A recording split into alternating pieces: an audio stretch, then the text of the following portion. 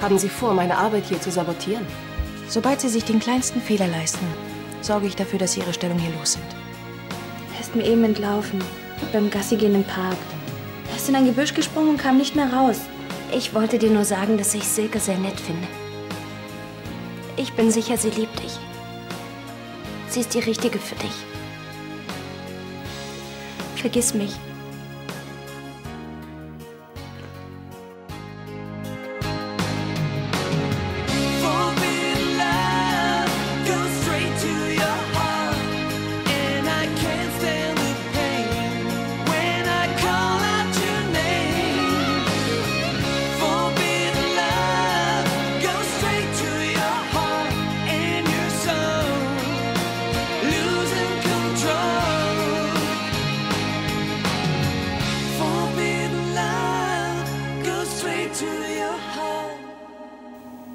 Du weißt doch genau, wer die Richtige für mich ist. Nein. Silke ist extra deinetwegen hierher gekommen. Sie hat dich nie vergessen. Cecile. Sie wartet auf dich. Ja. Ja, du hast sicher recht. Leonhard? Viel Glück.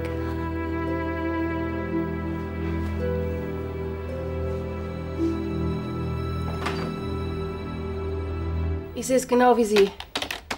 Wir sollten den Verkauf des Kongresszentrums so schnell wie möglich vorantreiben. In erster Linie muss die Abwicklung unauffällig erfolgen. Das hat absolute Priorität.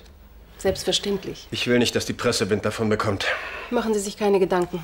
Ich werde äußerst diskret sein. Gut. Dann hoffe ich, dass wir bald einen Schlussstrich ziehen können unter diese unsägliche Angelegenheit. Ganz bestimmt. Die Öffentlichkeit erregt sich schnell, vergisst aber auch schnell wieder. Oh, ich muss los. Ach, Frau Jones. Sie halten mich auf dem Laufenden? Versprochen. Schön. Was gibt's denn? Ja, Frau Jones wird dir alles erklären. Ich muss los, Carla.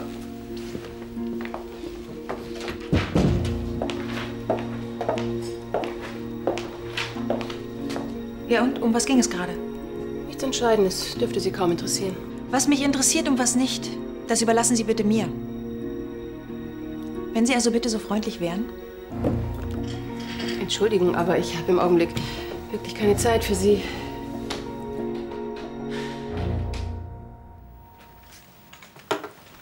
Sie wissen also auch nicht, wo mein kleiner Gizmo hingelaufen sein könnte. Ich war gar nicht dabei, als er abgehauen ist. Wissen Sie, meine Tochter hat so selten Zeit, mich zu besuchen. Sie hat mir Gizmo geschenkt, damit ich nicht so oft alleine bin. Und ich hatte mich so gefreut, als ich meinen kleinen Gizmo auf ihrem Suchzettel erkannt habe. Ach, der taucht doch bestimmt bald wieder auf. Wenn wir ihn wiederfinden, dann melden wir uns auf jeden Fall bei Ihnen. Sie sind sehr liebenswürdig. So, ich bringe Sie dann zur Tür. Vielleicht am besten gehe ich noch mal beim Tierheim vorbei. Ja, das ist eine gute Idee. Es kann ja sein, dass er dort abgegeben wurde. Ja. Sie glauben gar nicht, wie ich an dem Hund hänge.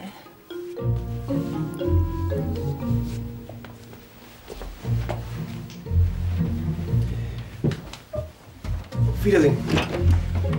Tschüss. Richtig verstanden? Das war ja wohl das allerletzte gerade. Aber Du bist doch nicht ganz dicht. Kann mich mal jemand aufklären, was hier eigentlich los ist? ich kann den Kleinen einfach nicht mehr hergeben. Und er hat mich auch schon viel zu lieb. Coco, aber Gizmo gehört dir nicht. Und diese arme alte Frau, die vermisst ihren Hund total, wie dir auch aufgefallen sein dürfte. Dass du so kaltherzig sein kannst.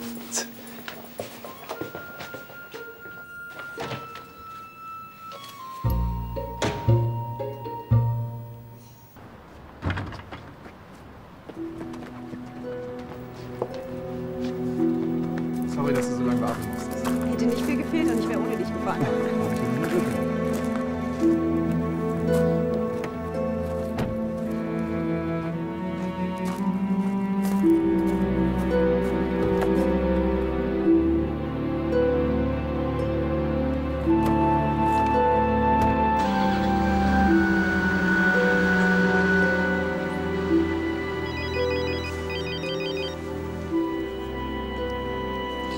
Nahnstein?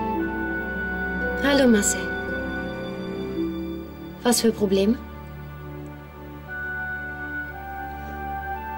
Gut, dann verkaufe ich auch die Ländereien. Ja, bis dann.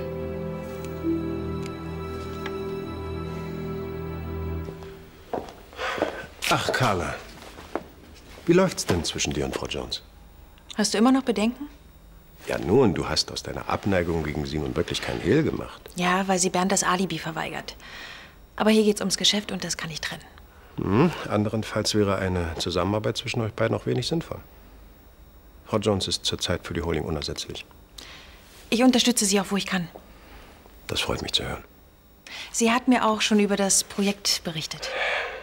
Welches Projekt? Ihr habt doch eben noch drüber gesprochen. Ach, der Verkauf des Kongresszentrums. Genau, das Kongresszentrum. Ja, der Verkauf ist sehr wichtig für uns. Ich will dieses leidige Kapitel endlich abschließen. Das möchte ich auch, das kannst du mir glauben. Schön, wie du dich engagierst, Carla. Und du kannst von Frau Jones eine Menge lernen. Wenn du nur wüsstest. In alles mischt sie sich ein. Sie lauert nur auf die Gelegenheit, mich aus der Holding zu kicken. Du brauchst dir doch überhaupt gar keine Sorgen zu machen. Graf Lahnstein hat dich zur Direktorin der Lahnsteinbank gemacht, weil er dir vertraut, weil er voll hinter dir steht. Naja, es fragt sich nur, wie lange noch. Blut war schon immer dicker als Wasser. Und für Graf Lahnstein ist Familientradition ein Wert an sich. Dafür hat Carla im Gegensatz zu dir relativ wenig Ahnung vom Geschäft. Und das ist mein Vorteil. Ich werde Graf Lahnstein durch meine Kompetenz überzeugen. Nur so komme ich gegen diesen Tochterbonus an. Du wirst deine Fähigkeiten sicher bald unter Beweis stellen. Diese Möglichkeit hat er mir heute auf einem Silbertablett serviert. Deshalb muss ich auch gehen. Was Interessantes? Ich habe den Auftrag bekommen, einen Käufer für das Kongresszentrum zu finden. Und wenn ich den Verkauf schnell und reibungslos abwickle, dann kann ich garantiert punkten. Du musst jetzt wirklich schon gehen? Gut, oder? Ich drück dir die Daumen.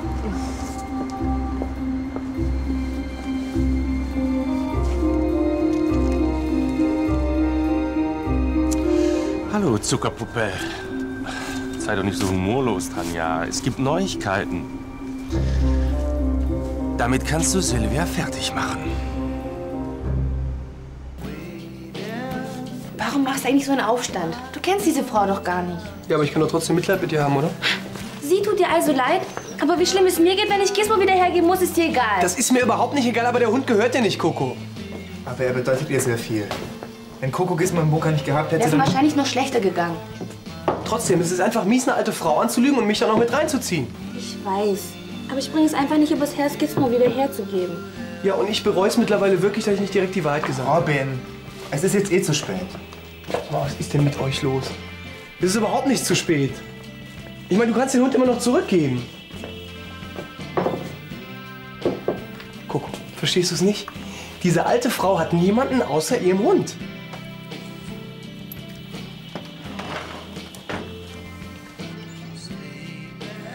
Es gibt noch so viele andere Hunde. Ich will aber keinen anderen. Ich will Gizmo.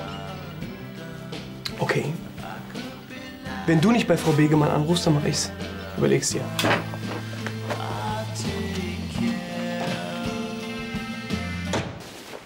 Du willst tatsächlich alles verkaufen? Ja, den ganzen Besitz und auch das Gestüt. Entschuldige, Cecile, aber ich kann das nicht nachvollziehen. Es muss irgendeine andere Möglichkeit geben. Ich habe keine andere Wahl. Meine Eltern haben mir nichts als Schulden vererbt. Ich kann doch verstehen, dass es eine Ehrensache für dich ist, die Schulden deiner Eltern zu begleichen. Es ist das Letzte, was ich für meine Eltern tun kann. Also das kommt überhaupt nicht in Frage. Ich werde mich jetzt mit dem Nachlassverwalter in Verbindung setzen und die ausstehenden Beträge übernehmen. Genau das will ich nicht. Du, ich will nicht nur mein Leben mit dir teilen, sondern auch mein Vermögen, Cecile. Du bist meine Frau. Trotzdem kann ich das nicht annehmen. Du willst nicht.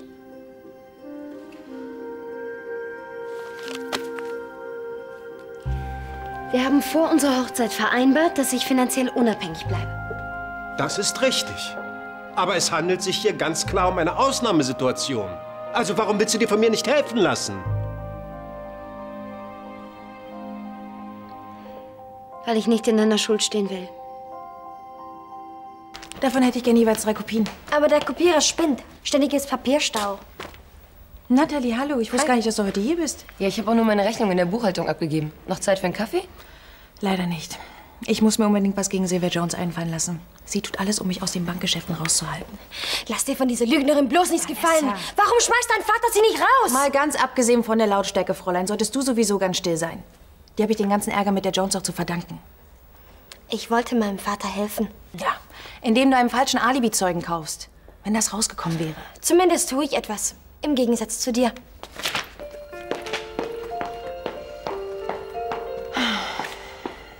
Kann ich dir vielleicht helfen? Ich muss unbedingt einen Käufer für das Kongresszentrum finden. Möglichst vor Sylvia. Um deinen Vater zu beeindrucken oder um Sylvia eins auszuwischen? Das kommt ungefähr auf selber raus. Wie sieht denn der ideale Käufer aus? Solvent natürlich. Er sollte Ahnung von der Baubranche haben und was von Kongressen und Messen verstehen. Ja, das hat man eher selten. Ja, wenn ich nur wüsste, wo ich anfangen soll zu suchen. Ich habe letztes Jahr für einen spanischen Konzern gedolmetscht. Die sind an solchen Objekten interessiert. Wenn du willst, stelle ich gerne in Kontakt her. Gern.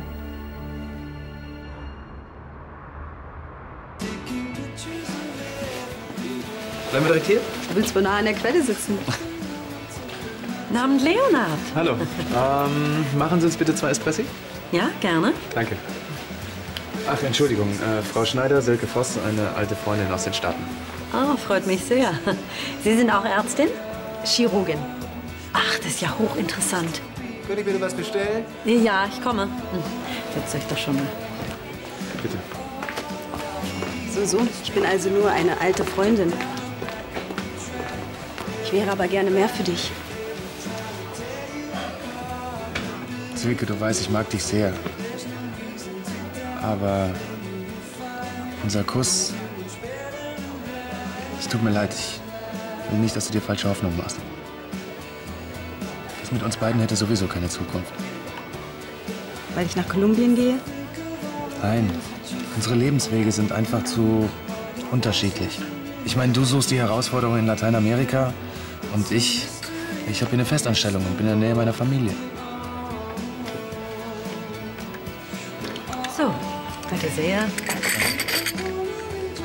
Du willst mir also ernsthaft weismachen, den idealistischen Leonard gibt es nicht mehr? Manche Dinge ändern sich eben. Gut, wie du meinst. Dann lass uns wenigstens unsere restliche Zeit gemeinsam genießen.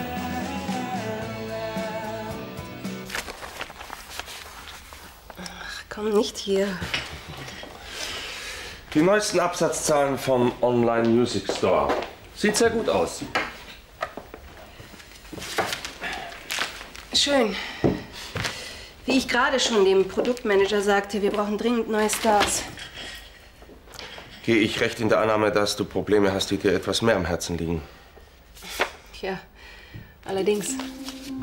Immer noch nichts Neues vom Kongresszentrum? Doch. Man hat mir ein ganz interessantes Angebot zugefaxt. Ich bin zwar weit davon entfernt, Immobilienexperte zu sein, aber darf ich diese Expertise mal sehen? Ja, gern.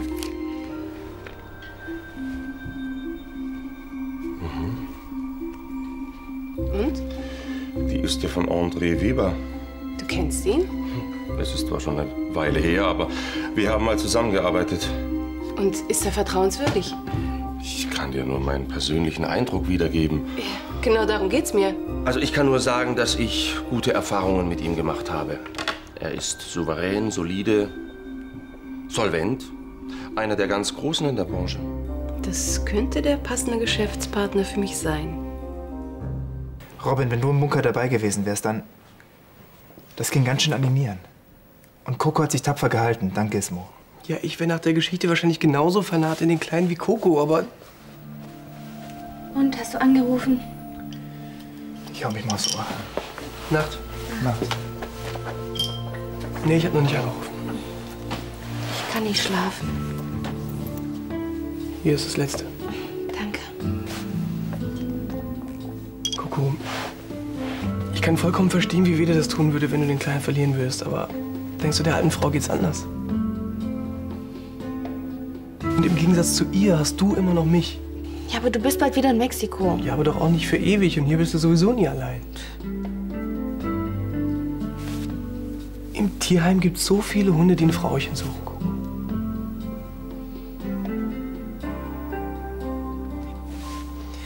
Ich geh da mal pennen. Denk mal drüber nach.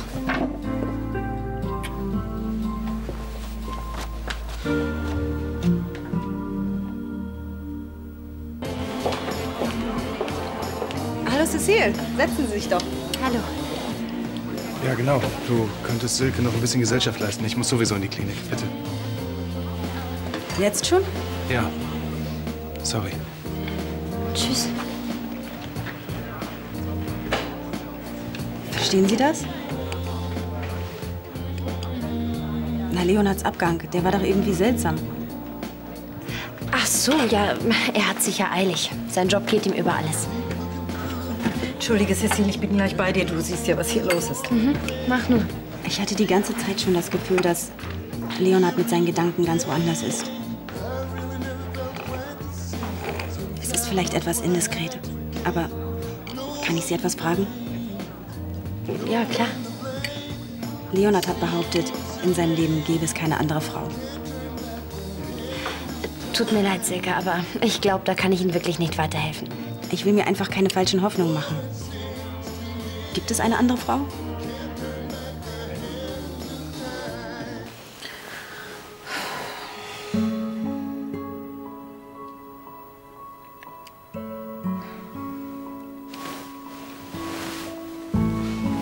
Kiss mal ab. Kleiner Rabauke. Wenn du wüsstest, wie lieb ich dich hab. Hey, vermisst du dein altes Frauchen eigentlich?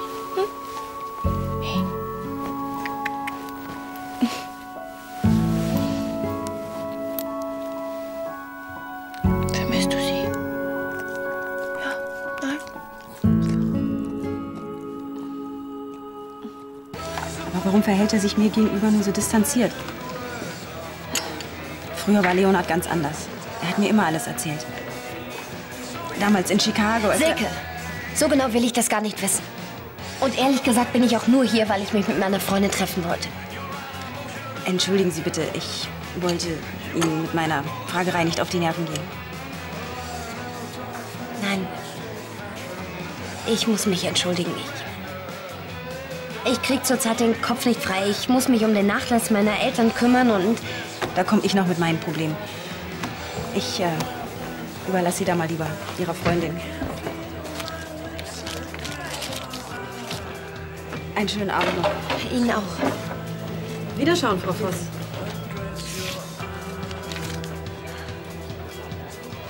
Das Ganze nimmt dich doch mehr mit, als du wahrhaben willst. Hm? Was meinst du? Na, Schätzchen, die Schulden, die du geerbt hast, das ist ja kein Pappenstiel. Ach so, ja. Ist alles ein bisschen viel im Moment. Oder ist da noch was anderes? Nein, wieso?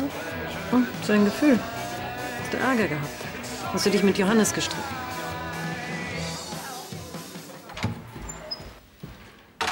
Na, da habe ich dich wohl mal wieder unterschätzt, Tanja. Das sollte dir eigentlich nicht mehr passieren. Dann brauchen wir jetzt hier nur noch abwarten, bis die Falle zuschnappt. Es war fast zu einfach. Die Jones hat den Köder also geschluckt.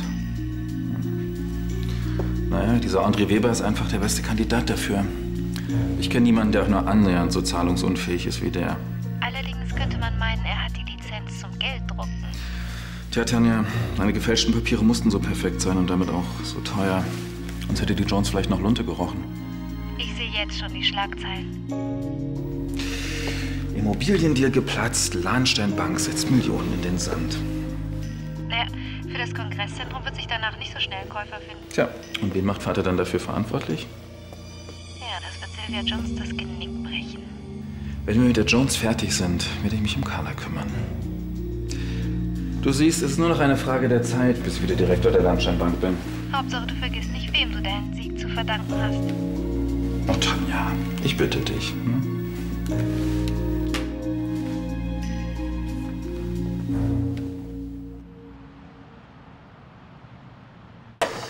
Wann geht denn dein Rückflug nach Mexiko? Eher als mir lieb ist. Morgen. Morgen. Aber dann ist doch bald erstmal vorbei für dich, oder? Ey, das ist unglaublich, wie schnell die Zeit rennt.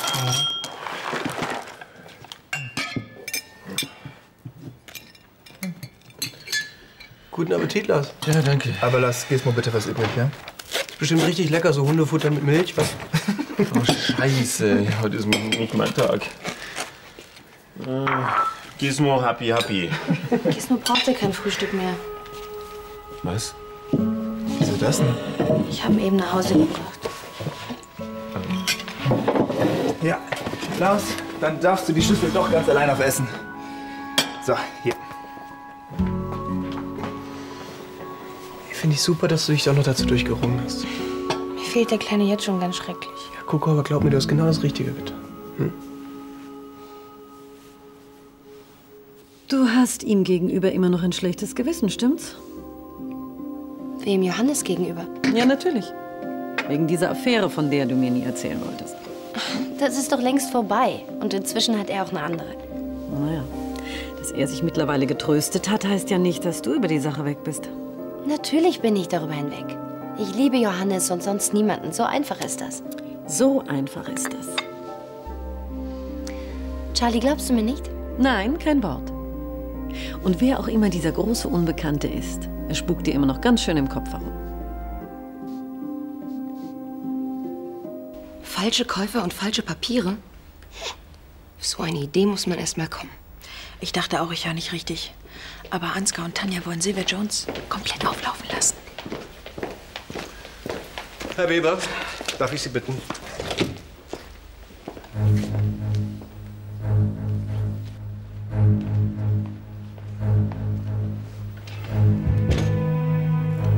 Bis später.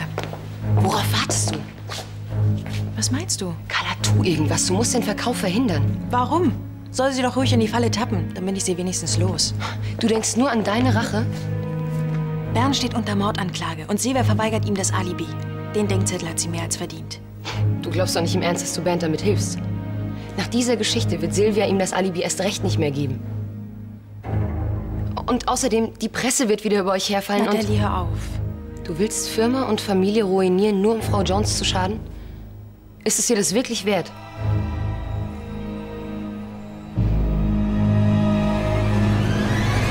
Und so geht es weiter. Ich weiß schon genau, was ich mit dem Geld machen werde. Oh Gott. Du willst dich wieder mit Tanja anlegen. Sie hat kein Recht auf des Schneiders. Und deshalb werde ich es mir auch wiederholen. Und du glaubst, sie wird es einfach so verkaufen? Einfach nicht. Ich wünschte, die letzte Nacht hätte nie aufgehört. Das muss ich auch nicht.